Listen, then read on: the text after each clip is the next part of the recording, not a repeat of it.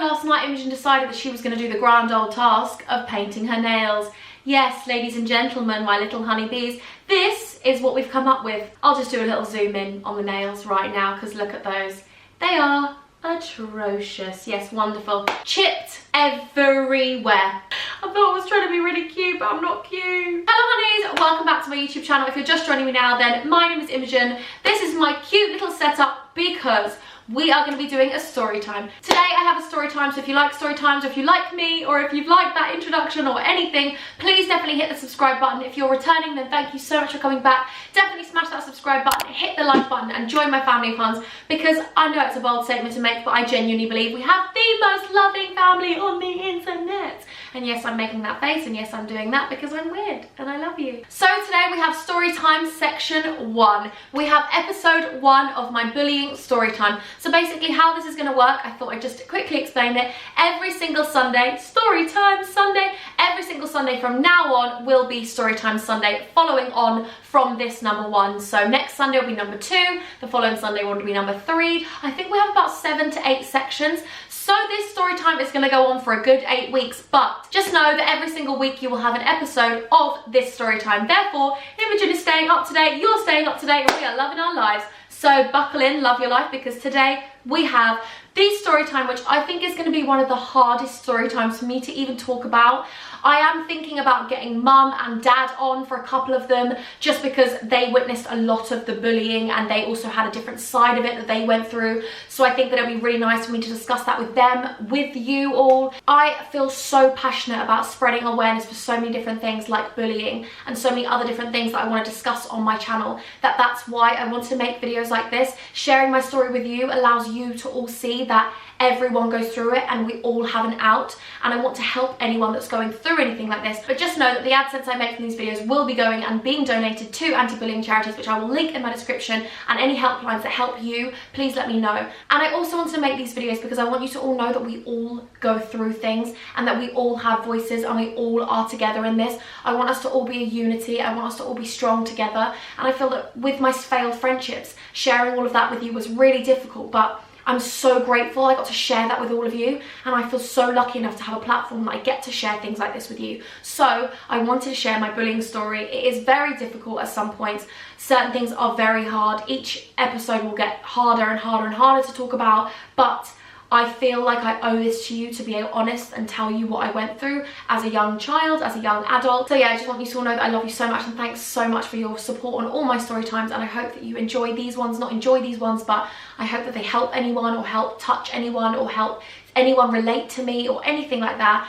Just know that we're all in this together. So let's get on with my bullying story time part 1. We should start where it begins. So I joined this school in year 7. I'm not going to mention the school's name, however, I was home tutored from year 2 to year 4 because I wasn't very well at school, and then I went to a state school from year 4 to year 6. After that state school, I then was going to go back to private school like I was when I was younger, and I went to a private school in Brighton, and this private school started, this section, the prep school, started from year 4 and it went on to year 8. So it's a little bit of a different layout, but basically in this private school, they have reception to year 4, then they have the next stages of the school, which is year 4 to year 8, and then you go on to the senior school from year 9 to year 12, and then 6th form at the older school as well.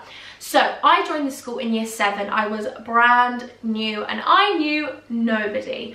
I was starting afresh. I was really excited about it. I liked being the new girl. I liked that kind of, I know this sounds silly, but I liked that kind of attention, like, oh, like maybe some of the boys will fancy me, like who am I going to be friends with? Obviously I was so nervous going to any new school. I was so nervous. I didn't sleep the night before, I didn't sleep the night before that. I was just nervous. I was like, Mum, what if no one likes me? Dad, what if everyone thinks I'm a weirdo? What if everyone thinks I'm too loud? And my parents were like, Imogen, just be yourself, and if people like you, they'll like you for you. If they don't like you, then that's their loss. Just be a nice person, never bully anyone, and always stick up for people that are being bullied. My parents always told me just to be myself, but also be a nice person, which I think I was. I think I am as well. I still remember my first couple of weeks there. It was really exciting because it was kind of like 3 of us had only just started there. They all knew each other. But then again, at the same time, I think that really didn't help me, because starting a new school, as any of you all know who started a new school or even started a senior school, it is a bit daunting when everyone's already got their friendship groups. I mean, I'm 25 and I find it hard now to make friends because I feel like at 25 everyone's already got their friendship groups, but I'm happy being alone and independent. However, back then I was in year 7 and I was what, 13? Was I 12, 13? Is that the age you are? I don't know. But when I started there, I was like, I need friends. I couldn't be alone. I was such a different person to who I am now. I was still the extrovert, loud, bit quirky, bit weird. I was still the same person I am now. However, I was so insecure. I genuinely believed I needed everyone's validation to be liked, and I needed to be in the popular group to be accepted and to feel as though I had a sense of belonging, which is ridiculous. And I look back at it now and I'm like, who are you, Imogen? Like, who do you think you are? Like, I feel so sad looking back on who I used to be, but then I also feel happy because I've grown so much as a person and I'm so much more independent now and I feel so much happier in my own skin now. But back then, I was so self-conscious. I thought I was unattractive. I thought that no one was going to like me, and I felt that being in a popular group allowed me to feel somewhat superior in a really weird, horrible way. I was never horrible and I was never a bully. However, being in popular groups, you're associated with people who aren't actually like me. Like, I remember falling into the popular group at this school. I automatically fell into that group because I faked this level of confidence. I faked this level of confidence so that people would like me and I would essentially be valued and liked by the popular girls who aren't nice people in the slightest. Don't get me wrong, I'm not saying everyone that's popular, I mean, it's horrific. Even saying these words, popular, makes me feel a bit sick. Because I'm like, who cares?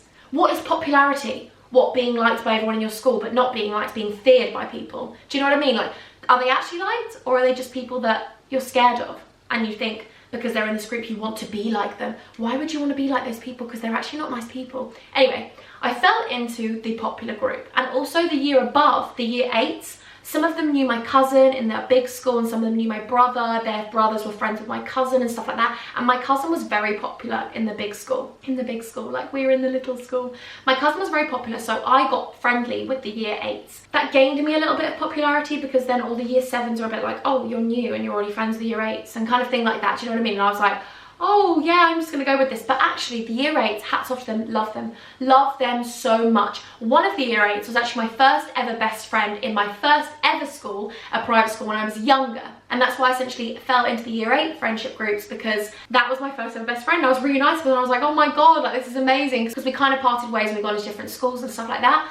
So it was so nice to have them. And then I started fancying some of the year 8 boys and I was like, oh, and I started talking to some of them.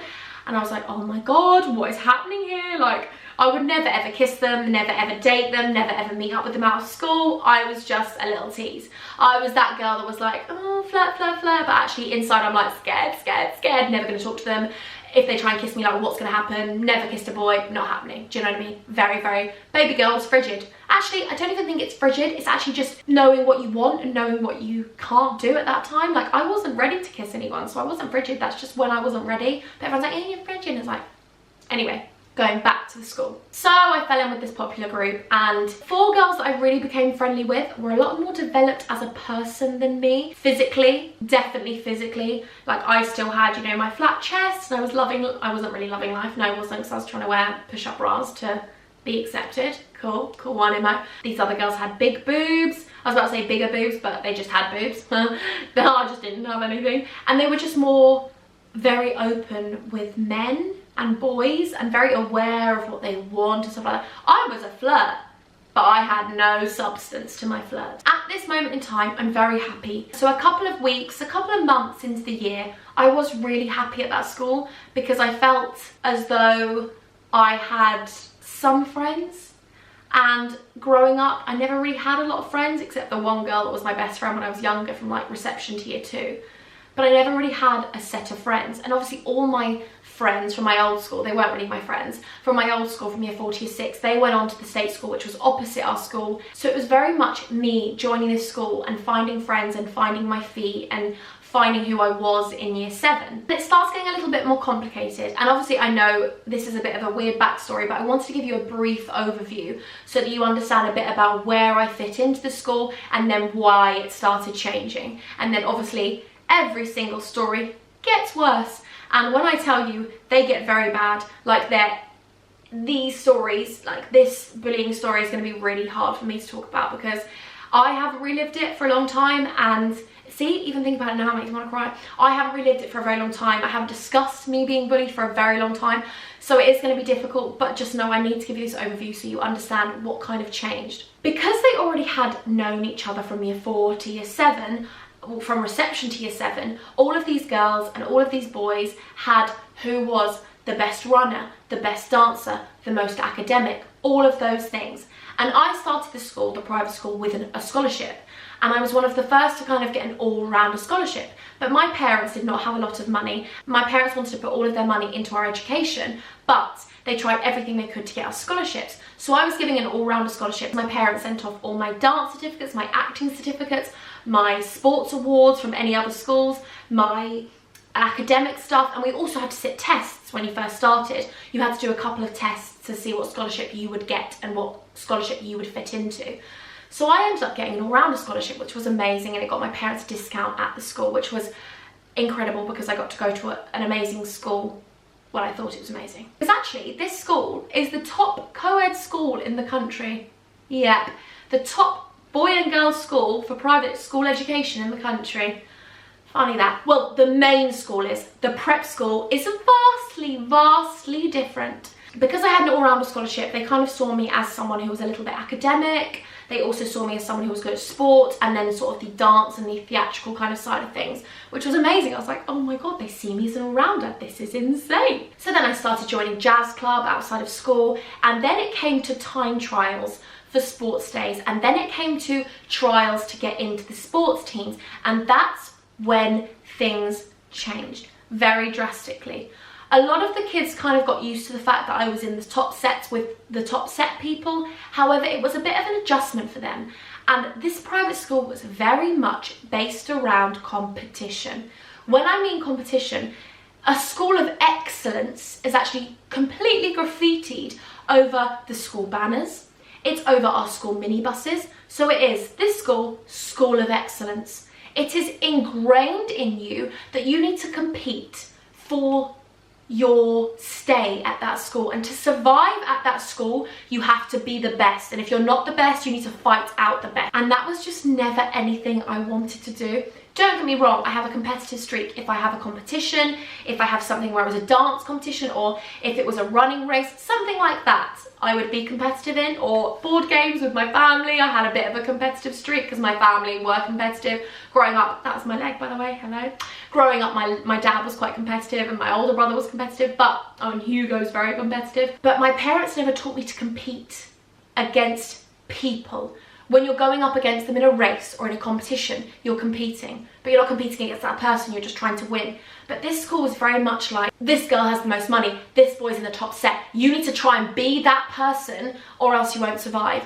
And that from the get-go was really scary for me because that's not me. That was not me in the slightest. My parents never had the most money. My parents taught me to value things, not value possessions, value what we had, which was love. And we had amazing holidays together and we had memories. My parents never spoiled me with the latest BMX bike, or they never did. Like, you know, when those little silver scooters came out, oh my goodness, my parents never got me one of those because they didn't think they were safe, and also they didn't think that we should get something when it comes out straight away. My parents decided that as kids we should be taught values and morals early on. My parents are both fostered as kids and they never had anything possession wise or anything materialistic, so anything that we were given was given at Christmases, and we had to work and be good all year to get those things, and that's how it should be. But these kids were spoiled.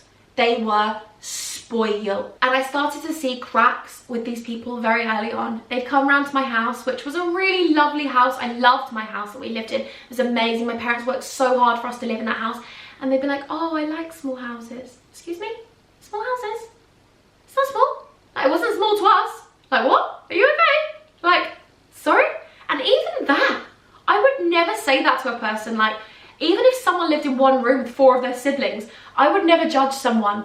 But these girls very early on were very judgmental. I had to be a certain person for them to really like me, and that just wasn't me. And I guess in a way I was trying to fit in with them, but it just wasn't working because I couldn't really lie Like, as much as I tried to be who they wanted me to be, I was then fighting who I really am, and it was coming out more and more and more. When I'd go around to their houses, I'd be like, wow, you have a swimming pool, you never use it. And their parents would always be like, oh, you actually want to use it? And I'm like, yes! Oh my God, I will be swimming all day, afternoon, night, every minute of the day. And they were like, oh, they never swim it anymore. And I'm like, what? But it's because they just had it. They had everything at their feet. They didn't care. They didn't appreciate friendships. They didn't appreciate anything because they weren't taught that. Anyway, so this is when it started really changing. People started not liking the fact that I was a very openly loving and nice character. Like, if I was to see someone that was being bullied, I would stick up for that person and I wouldn't care who was going to tell me about it. I would stick up for that person, because my parents have always taught me, stick up for people who are being bullied. Don't you ever be associated with bullies. But I guess I was being associated with bullies because I was joining these friendship groups that were intimidating to people. So that I was lucky enough to be on the 18 for netball and the 18 for rounders and the 18 for hockey. I was captain of hockey. I was vice captain. Is it vice captain? No. What's the one below? Co-captain? Lower captain? I don't know. But for netball and rounders was the thing. Rounders was my thing. So basically, I don't think a lot of them liked the fact that I joined this school and I'd kind of come along, and this is a really weird thing to say on camera. This is a really weird thing to say because I don't want it to come across like a certain way, but they didn't like the fact that they already had the positions and I was kind of coming along and trying to be part of that. Like, I wasn't the best netball player, but I was in the 18, and they didn't like that. They didn't like that because they had the girls in the 18 and some people were getting benched for me, and that kind of got a bit, And I know this sounds really weird, but I think I've come to a point now in my life where I can finally admit this. Bullies don't like anyone that gives them any inferiority complex or any insecurities. And I'm going to be completely honest with you now. I feel like this is a really weird thing to say. I was 110% bullied.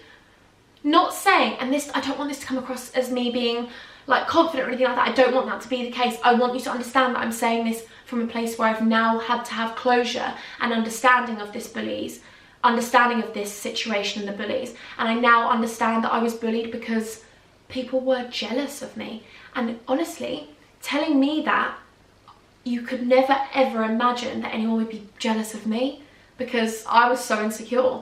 I thought I was nothing or nobody, and I think they were. And my parents have always told me that, and anyone I've ever spoken to, counsellors and anyone I've ever spoken to about my bullying time and doctors I'd spoken to, they all said it stemmed from jealousy, but I couldn't work it out because I was so insecure. I never thought I was good enough or valued enough that anyone would ever be jealous of me. But I can now finally admit that, and that's not me saying that I'm the best at everything, it wasn't, but that's their own insecurities, and it came out through bullying. So you'll see how it came out in awful ways. But so parents started getting a little bit funny, and they started kind of, because at private schools, some of them, there are a sense of hierarchy where the parents that put the more money into the PTA and do more of the events and stuff like that, and their children are the favourites, etc, etc, etc. It went like that. If their older siblings had gone to the school, they were also favourites because they've put so much money into the school. My parents just didn't care. My parents were like, listen, it's your education, just do your schoolwork, that's it. My parents don't need to be involved in the school to get me to be a favourite. They just didn't care. My parents were like, as long as you're doing well at school and you're happy, that's all we care about. However, this is when it really took a turn for the worst. So I joined jazz club and I was really excited about that, but I joined jazz club 2 terms late. And when I joined 2 terms late, I'd obviously missed 2 terms. However, I had done the Royal Ballet growing up and I'd done a lot of dancing growing up, but I'd never done jazz. This was my first time doing jazz and I loved it. It was commercial, it was jazz hands, it was in your face, it was very, yes, exciting, theatrical, and I loved it.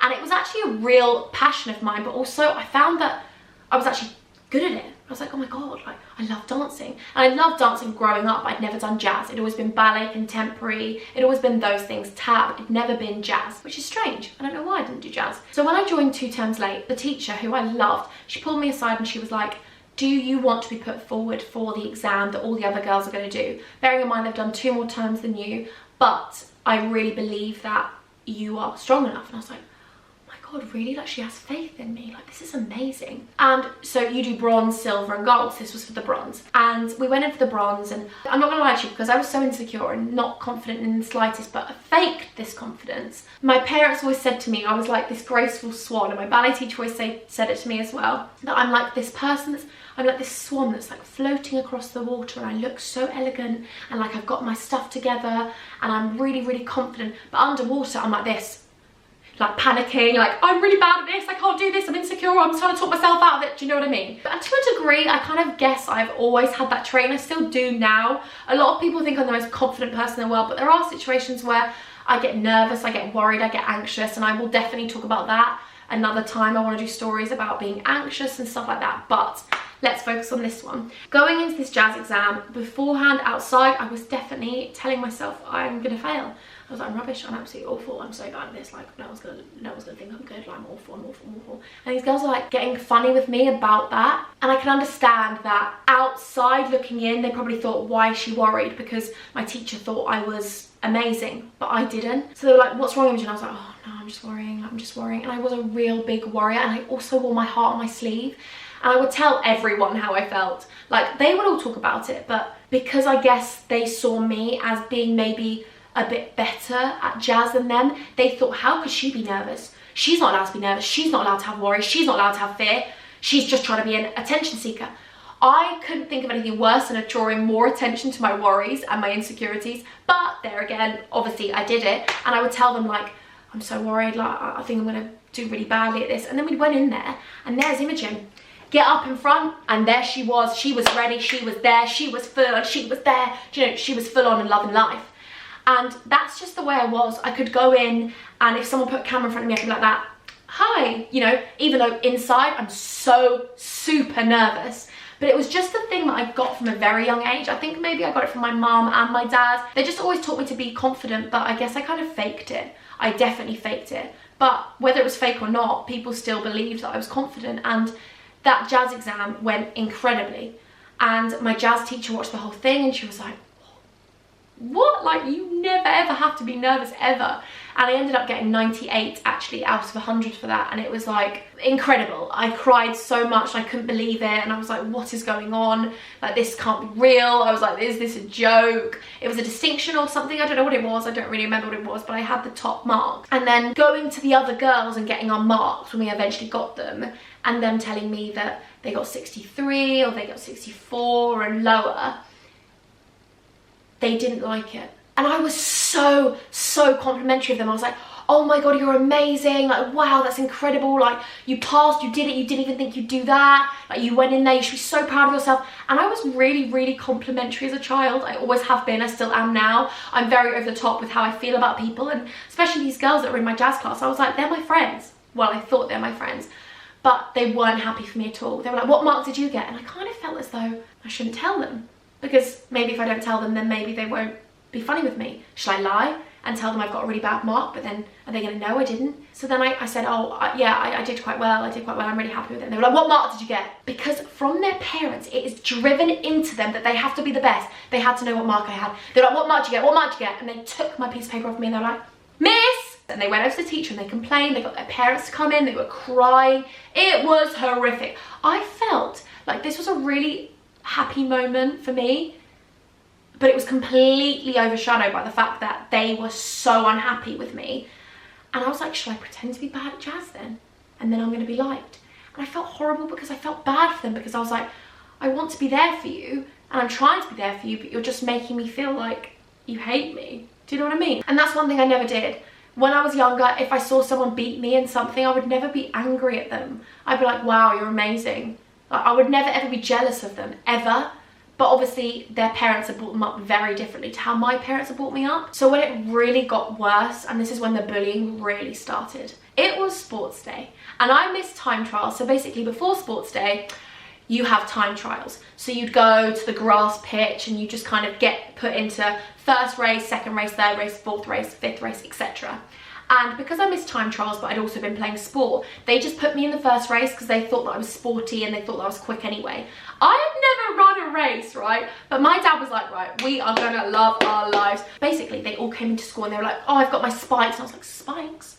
what are spikes? You know, like, what? Anyway, so I said to my dad, Dad, they've all got spikes. They've all been training and rehearsing and practicing for this sports day. And there's Imogen not having a clue where we're even doing it. But it's at the old Brighton Hove football ground. Yeah, that's how intense the sports day was. Like, they had to have it in an old football ground, right? It was actually the football ground that Brighton Hove used to play at, but it's the old one now. But can you imagine, like, I can't cope. So then my dad was like, do you know what? We're gonna go get some spikes. And I was like, oh my God, so we went to this athletic shop. I can still remember where it was. I can still remember this day. To the day of my life, I can remember this day. Like, honestly, even the colour of them, there was a little bit of orange in them and black and a little bit of pink, and I loved them. And there were spikes, and I was like, oh, so spikes are the bits at the bottom and they help you run. And the guy was like, in the running shop, he was like, just whatever you do, run on the balls of your feet, don't run flat-footed, and run like this. And I'm like, sweet, I've got this. And you know what? I couldn't have cared any less, but my dad was like, listen, I want you to have spikes. You don't go in there like looking like, you know, everyone else has them. And I remember getting the second-hand ones, and I loved it. I was so buzzing about it. And I went there, and they'd already known who always won the sports day. It was this girl, and this other girl has come second all the time, and the other girl came third. So for me to even be put in the race, they were like, this is not normal. Why is she in the race? Why is she in the top race? So then they're going to me, Imogen, you nervous? You nervous? Because obviously, like, we know what speeds we've got. Are you nervous? And I'm like, no, I'm not even nervous. I was drinking this Lucozade, like a fake Lucozade, you know, the cheap ones from like Happy Shopper. And I was drinking one of them, and I was like, no, I just don't care. I was like, you're all amazing. Like, I'm obviously not going to beat you at all.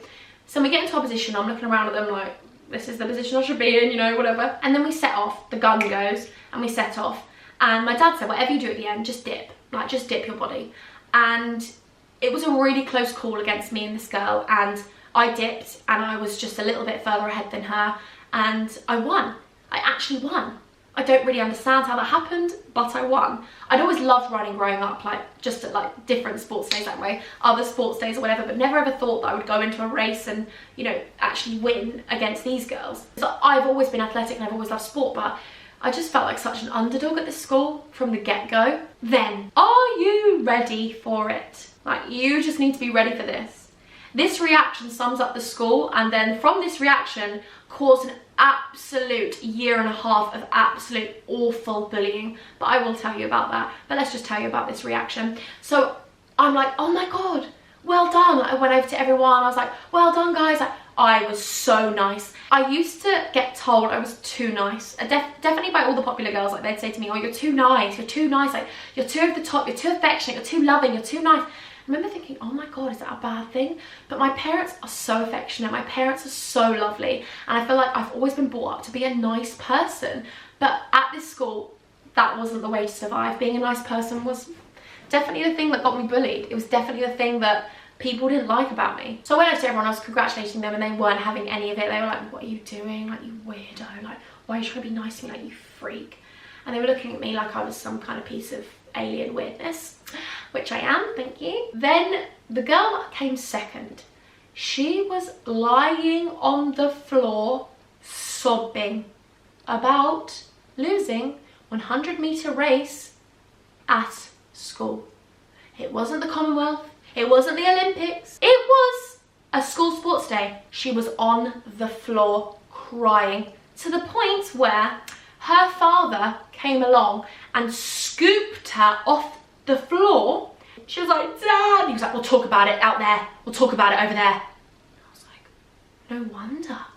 No effing wonder you're bringing up kids to be bullies, because look at what you're creating as kids.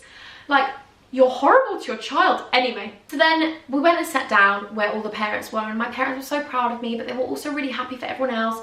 And they said to all the other parents, my parents can vouch for me for this, they were like, well done to so-and-so and well done to so-and-so, like, they did amazingly. And the girls' mothers and fathers were horrific. They're like, we should do better in the 200. She's got to do better in the 200. She did rubbish. She did shit. I'm sorry, excuse my language, but they actually said that about their kids in front of their kids. And their kids were like, yeah, I did badly. Horrified that they came second and third. Horrified, absolutely horrified. So there was a lot of pressure on the 200 meters, and I was like, oh my God, like 100 meters was a long race for me, because I don't have a lot of stamina. Like, oh my God, like long walks and like long races aren't Imogen's forte. Like, no, like, no, got no stamina. No. Can't do it. Get so lazy, bored, don't like it, run out of breath, hate it. Sprint, however, love and life. 200 meters is not good because it's like a bit of a sprint, but also you got to like maintain that sprint. And I was like, I'm not going to be very good with this sprint. So the 200 meters comes around and I was chilled. I was like, listen, I can't even believe I won one. I'm not going to win the other. Like, I was so chilled. And where the race is, it's on a bend, obviously, the 200 meters, and you come around, then you do the front, you do the flat. Anyway, my mum, I could see my mum and dad there, and they were sitting up there, and I come round the bend, and there they are. So the gun goes, and I'm running around the bend, and this is no word of a lie. Like, if my mum and dad were here, they would completely vouch for me. Can't even explain this to you, don't know how this happened. I come round the bend, and there is no one around me. And I'm like, so I stop just before the 100 meters. My mum's like, what are you doing? Keep going! Keep going! Like, everyone's cheering, loving life. Not cheering me, but my mum and dad are cheering me. Everyone's like, who's that new girl? We hate her, you know, whatever. And my mum and dad are like, oh, and I was like, oh my God, okay. And I'm not just saying this. I can't believe that one. I can't believe that one because the 100 meters was so close. The 200 meters was like, see ya. My parents were like, Imogen, we need to get you into an athletics group, which I ended up joining and ended up loving. Ended up running with the athletics group at Brighton Hove. Absolutely loved it. Used to compete, absolutely loved it. And I ended up joining a team, which was amazing. And I discovered that I was actually good at something. I was like, oh my God, I'm good at running. This is unreal. So then I started doing hurdles, did long jump, high jump, absolutely loved it because I got a bit of a flexy back from dancing, so I was loving the high jump, you know, whatever. But after the 200 meters, that was it. I realised that from that day onwards, my life at school was drastically about to change. And when I mean drastically, I mean the level of abuse that comes with this bullying, honestly, is horrific. So I will definitely save that for the next time. Just know that we left at the sports day. I will pick up in the next video, angels, but I really hope you like this video. Please give it a massive thumbs up. Make sure you join me next Sunday for part 2 of my bullying story time. We'll follow straight on. I'm going to leave it a bit on a cliffhanger, but I want every single one. You actually get excited to watch them, hopefully. Hopefully they help anyone. And again, I will leave everything in the description, linked to any charities, helplines, anything that might help anyone that's being bullied. I want you to feel like you've got a voice. I want you to feel like you can stand up, because honestly, the stories I'm about to tell you in the coming weeks, they are difficult, they are horrible, and I would never wish that on anyone, but I know that it happens every day in the UK and across the world. So I want to know that I can help someone. So definitely write down below and share your story, and hopefully we can all become friends. Definitely hit that subscribe button. Join my family of Huns, because we have the most loving family on the internet. You will see that from the comment section. Like, if you are struggling with something, my Huns, we all support each other. Like, our Hun family is so strong. I love you all so much. I'm so blessed to have such loving, amazing Huns in my life, because trust me, I haven't had that many amazing Huns in my life in the past. So meeting all of you has been the best thing that's ever happened to me. So without further ado, if you're new here, I play this song game where you just gotta guess the sound that I'm on.